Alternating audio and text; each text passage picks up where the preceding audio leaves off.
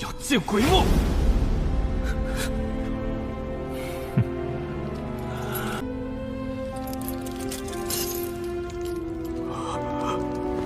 За 18 долгих лет Сяоянь прошел через бесчисленные битвы, оказался на вершине силы и стал человеком, которого боялся весь континент. Но была одна цель, ради которой он пережил тысячи смертельных сражений и снова превосходил собственные пределы.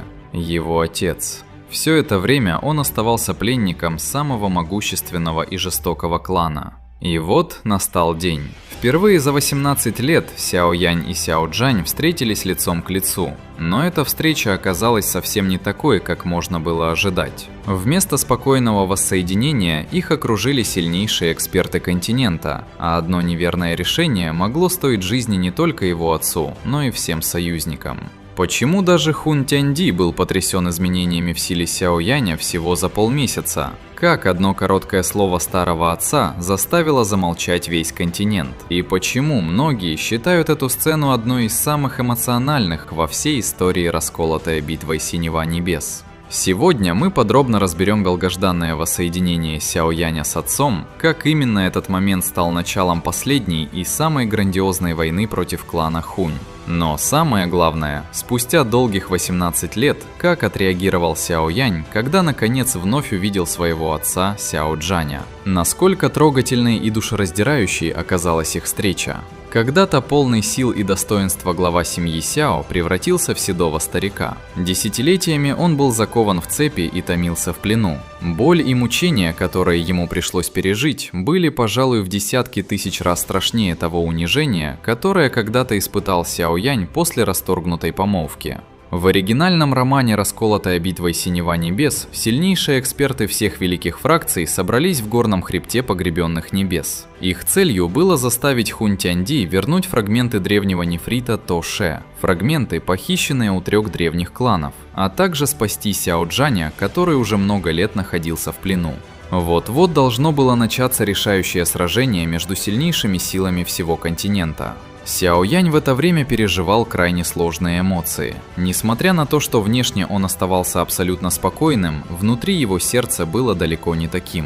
Он ждал этой встречи 18 лет. Все это время он не знал, жив ли его отец, в каком состоянии находится и сможет ли вообще когда-нибудь его увидеть. Именно желание спасти Сяо Джаня было одной из главных причин, по которым Сяоянь так отчаянно становился сильнее. Когда союзные армии прибыли в горный хребет Погребенных Небес и начали ждать появления клана Хунь, Сяоянь уже понимал, что его ждет. Однако вместе с этим его переполняли тревога и напряжение. Он опасался, не придется ли ему выбирать между спасением отца и судьбой всего континента. Это был труднейший выбор.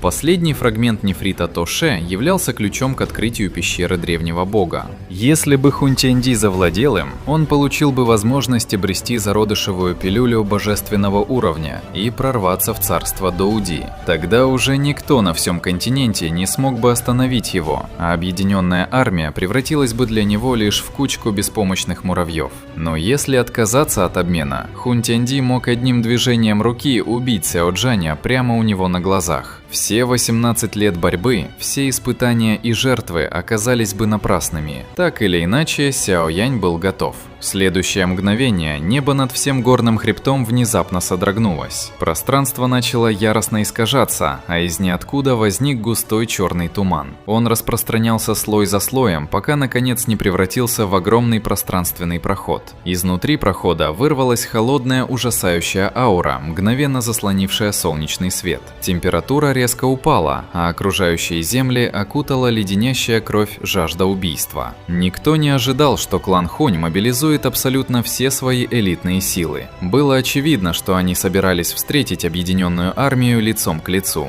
Вот мы смотрим аниме «Расколотая битва Синего Небес». А если бы могли играть за Сяояня? Это возможно. Встречайте игру «Расколотая битва Синего Небес. Решающая схватка» или «Пик Шоудаун». Станьте Сяоянем и пройдите путь от обычного юноши до сильнейшего культиватора под небесами. Вас ждут динамичные реал-тайм бои, глубокая система прорывов, мощные техники, алхимия и сотни легендарных артефактов. Каждый бой — это яркое зрелище, а каждое новое царство — новый уровень силы. Игра полностью передает дух оригинальной новеллы. Атмосфера, история, персонажи и тот самый вайб, который мы все так любим. Красивая графика, плавный геймплей и регулярные обновления с новыми событиями не дадут заскучать. Хотите начать свое восхождение к пику небес прямо сейчас? Скачивайте игру на X7 Game. Быстро, безопасно и без лишних хлопот. Это приложение можно установить как на Android, так и iOS. Ссылочка в описании. Черный туман продолжал бурлить, и вскоре высоко в небе появился Хунь Тяньди. Позади него стояли пламя поглощающей пустоты, 4 демона клана Хунь и множество других сильнейших экспертов. Такой состав был невероятно мощным и ясно показывал, насколько серьезно клан Хунь относился к предстоящему столкновению. Хунь Тяньди выглядел совершенно спокойным и безразличным. Однако за этим спокойствием скрывалась абсолютная уверенность человека, считавшего, что обладает силой сокрушить всех присутствующих. Его невозмутимость резко контрастировала с напряженной атмосферой в рядах союзной армии. Как только Лэй Ин увидел своего давнего врага, он больше не смог сдерживать ярость. Первым сделав шаг вперед, он громко потребовал от Хунь Тяньди вернуть фрагменты нефрита 3 кланов. В противном случае Лэй Ин поклялся лично возглавить союзную армию и вторгнуться в царство Хунь. Однако Хунь Тяньди полностью проигнорировал его угрозы. Давление со стороны союзников совершенно его не беспокоило. Вместо этого он перевел взгляд на Сяо Яня и холодным голосом спросил: «Что ты собираешься делать? Обменяешь древний нефрит на него или попытаешься забрать его силой?» Обстановка уже находилась на грани взрыва. Все были уверены, что Сяо Янь тщательно взвесит ценность древнего нефрита и будет осторожно вести переговоры. Но его решение удивило абсолютно всех. Его взгляд оставался твердым и спокойным. Не отступив ни на шаг, он прямо посмотрел в глаза Хунь Тяньди и медленно произнес: «Я хочу увидеть своего отца». Услышав это, Хунь Тяньди небрежно взмахнул рукой. Пространство позади него задрожало, и в небе появилась огромная клетка, сотканная из черного тумана. Внутри нее сидел седой старик. Все его тело было крепко опутано тяжелыми цепями, извивавшимися вокруг него словно ядовитые змеи. В тот миг, когда появилась клетка, взгляд Сяо Яня мгновенно устремился на старика. Его тело начало неудержимо дрожать. Хотя глаза уже затуманились слезами, кровная связь позволила ему сразу узнать человека перед собой. Это был его отец, Сяо Джань. Прошли долгие десятилетия. Когда-то величественный и полный жизненных сил глава семьи Сяо превратился в седовласого старика. Его крепкое тело исхудало и ослабло под безжалостным воздействием времени. Все эти годы он жил словно узник. Сяо Янь продолжал дрожать, пока смотрел на тяжелые цепи, опутавшие его отца. Жажда убийства в его сердце поднялась подобно яростному шторму. Он перевел взгляд на Хунь Тяньди и хриплым низким голосом произнес: «Хунь Тяньди, однажды я сотру клан Хунь с лица этого мира». Как только эти слова прозвучали, из тела Сяо Яня вырвалась огромная волна духовной силы, мгновенно распространившаяся по всему небу. Душа уровня Ди. Когда эксперты клана Хунь ощутили эту величественную духовную силу, презрение на их лицах мгновенно исчезло. Их выражения резко изменились. Даже Хунь Тяньди удивился. Он явно не ожидал, что всего за полмесяца духовная сила Сяо Яня возрастет настолько невероятно. Душа божественного уровня. Вот это да. Поразительно, Сяо Янь. В голосе Хунь Тяньди уже скрывалось убийственное намерение. Текущая сила Сяо Яня начала представлять для него настоящую угрозу. Внутри клетки старик, закованный в цепи, слегка вздрогнул, услышав имя Сяо Яня. Он медленно поднял голову и посмотрел на юношу в черных одеждах, стоявшего вдали. В этот миг все его тело застыло. Из уголков глаз потекли слезы. Его хриплый старческий голос был наполнен тоской и бесконечной любовью. Янь-Эр. Весь мир словно замолчал. Лишь этот полный чувств зов старика продолжал эхом разноситься по небу. Когда они расстались, Сяо Янь был еще совсем мальчиком. Никто из них даже представить не мог, что разлука затянется на долгие десятилетия. Все эти годы мальчик подавлял ненависть в своем сердце и без остановки совершенствовался. Он бесчисленное количество раз находился на грани смерти, снова и снова преодолевая собственные пределы. Все, что он делал, было ради одной цели – спасти отца, который всегда любил его больше всего на свете, и позволить Сяо Джаню спокойно прожить остаток своей жизни. Глядя на стройную фигуру молодого человека, парящего в небе, Гуюань и остальные тоже погрузились в молчание. Они хорошо понимали, через что пришлось пройти Сяо Яню, и знали, сколько страданий и усилий стоил ему этот путь. Ведь единственным человеком, на которого он всегда мог положиться, был только он сам. Внутри клетки Сяо Джань с огромным трудом поднял руку к сыну, которым всегда гордился. Этот сын действительно вновь появился перед ним. Слезы непрерывно текли по лицу Сяо Джаня. Внезапно он рванулся вперед, несмотря на цепи, и громко закричал: «Янер, беги!» За годы заключения Сяо Джань прекрасно понял, насколько чудовищен клан Хунь. В империи Дзяма эксперт уровня Доухуан уже мог господствовать над целым регионом, но для клана Хунь подобные люди были всего лишь обычными бойцами. Ужасающая мощь этого клана могла привести любого в отчаяние. Сяо Янь молча смотрел на своего отца, после чего медленно поднял голову и глубоко вдохнул. Как бы тяжело ни пришлось Сяо Джаню, по крайней мере, он все еще был жив. Какая трогательная сцена. Хун Тяньди с легкой улыбкой наблюдал за ними. С помощью пилюль он помог Сяо Джаню достичь уровня Доухуан. Чтобы он дожил до сегодняшнего дня, клан Хунь дал ему немало драгоценных пилюль, иначе он давно бы умер.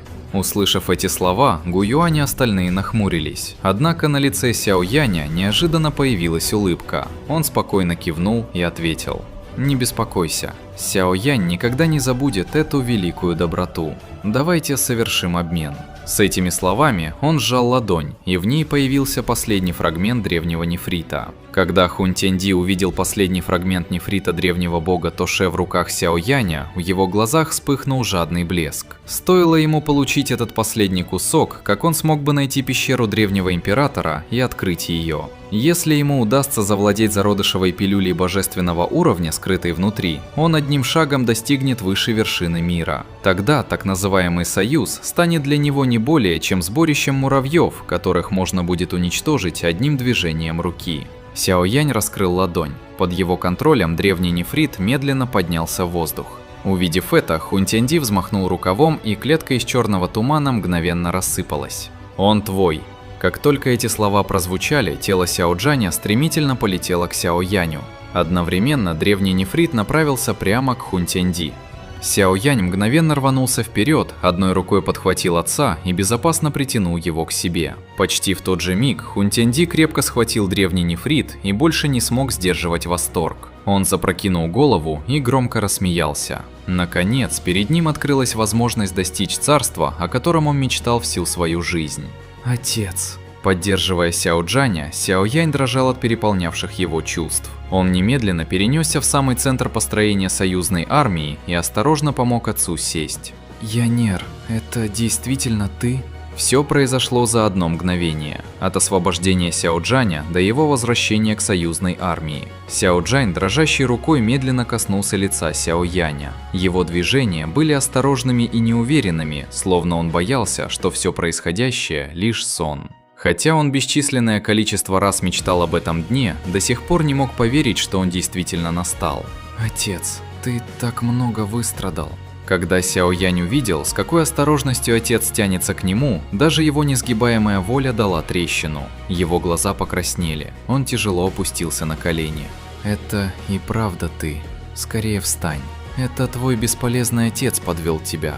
Сяо Джань вытер слезы и поспешно поднял Сяо Яня с колен. Глядя на лицо сына, которое за прошедшие годы стало гораздо взрослее и мужественнее, он почувствовал огромное облегчение и гордость. Смотря на растрепанные седые волосы и постаревшее лицо своего отца, Сяо Янь глубоко вдохнул и тихо сказал: «Отец, старший брат и второй брат уже давно ждут твоего возвращения. Когда все здесь закончится, я обязательно отведу тебя к ним. Но сначала позволь мне закончить одно дело». После этого он повернулся к нескольким экспертам Альянса Небесного Дворца, стоявшим неподалеку.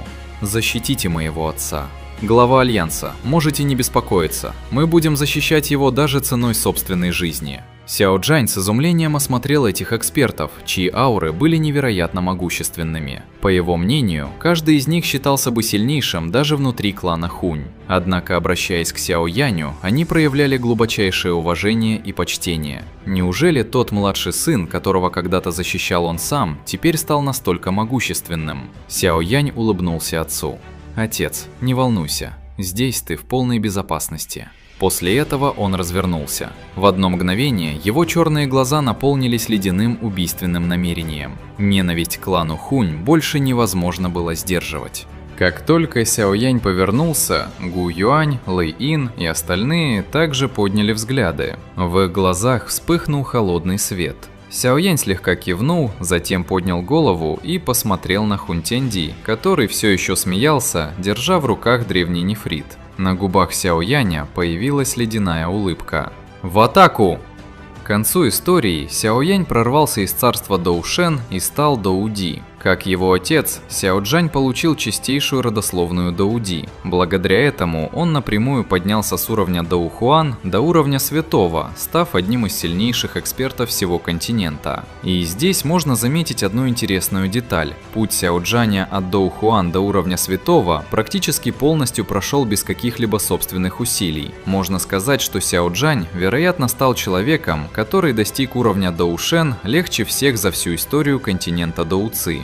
Хун Тяньди считал, что выиграл в тот момент, когда получил последний фрагмент древнего нефрита. Сяо Янь же считал своей настоящей победой то, что отец наконец оказался рядом с ним живым. Получается, оба получили то, чего хотели, но каждый видел ценность совершенно в разных вещах. Для одного главным была абсолютная сила, для другого – семья. А что вы думаете об этом? Напишите в комментариях. Спасибо большое за просмотр и всем пока!